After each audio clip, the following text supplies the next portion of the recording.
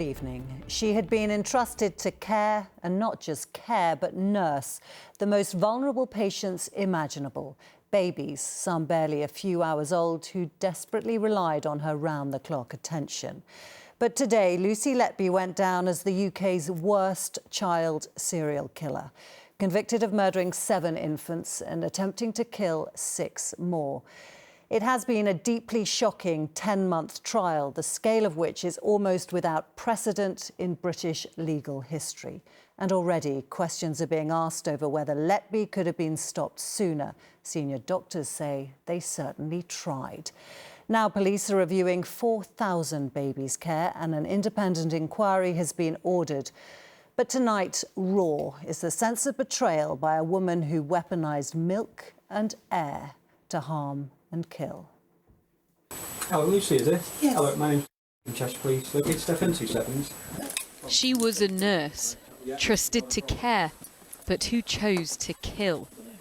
Arrested at her suburban home, Lucy Letby seemed like an ordinary woman, but that's exactly what she used to cover the truth, that she is Britain's worst child serial killer and murdered babies as they desperately clung to life.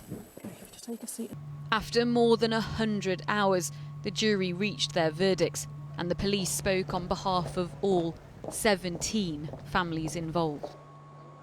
Today, justice has been served and a nurse who should have been caring for our babies has been found guilty of harming them. But this justice will not take away from the extreme hurt, anger and distress that we've all had to experience. We are heartbroken, devastated, angry and feel numb. We may never truly know why this happened. She sought to deceive her colleagues and pass off the harm she caused as nothing more than a worsening of each baby's existing vulnerability. She perverted her learning and weaponized her craft to inflict harm, grief and death. Parents were exposed to her morbid curiosity and her fake compassion. Too many of them returned home to empty baby rooms. This was the ward where the sickest babies were treated and where Letby always wanted to work. She would message colleagues frustrated if she was assigned to other rooms in the unit.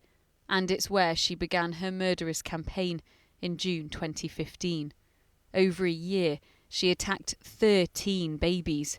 She murdered 7 newborns by injecting air into their bloodstreams or stomachs, causing organ failure. The youngest was a day old. And in 2 attempts, she used insulin to poison 2 baby boys. One was named in court as Baby L, whose twin brother, known as Baby M, was also attacked. Letby caused his heart to stop by pumping air through his veins, something his parents, who can't be identified, say they'll never forget. When I went down, I saw doctors around the trolley and they're just pumping his heart like a rag doll, really. He was just like a doll and they were just going like that, to the chest. They were prescribing medication and they were ready to give up after 30 minutes, and then all of a sudden, baby M just came back to life out of nowhere. And by the grace of God, he's okay today. What has Lucy Letby taken from your family? She took everything. Our joy, happiness. I'm not the same person I was before. As a neonatal nurse, Letby worked in a team, but waited until staff and parents left to attack. And it didn't go unnoticed. 4 consultants at the unit raised their concerns to hospital bosses when they realised every time a baby inexplicably collapsed or died, there was an explanation, that Letby was always on shift. But it wasn't until a year after her first attacks in July 2016 that hospital bosses removed her from her role and involved the police. She was arrested 2 years later.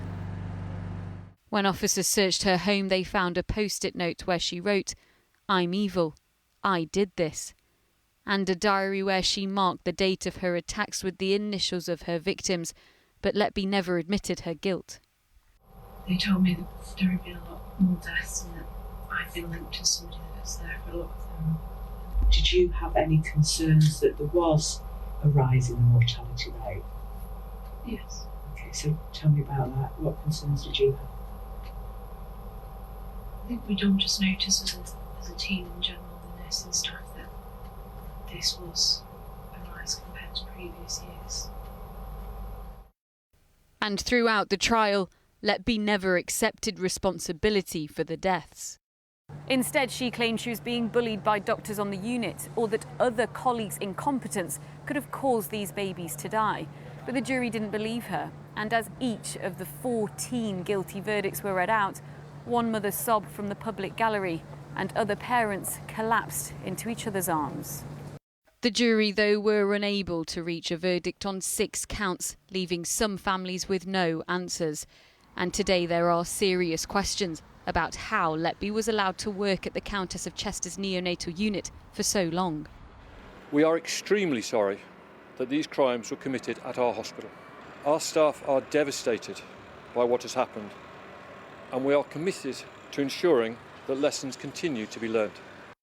This was the one place parents should have felt their children were safe. But Lucy Letby preyed on the powerless and left babies screaming in their cots. She betrayed those who depended on her, and families may never understand why. Sangeeta Lal, News at 10, Manchester.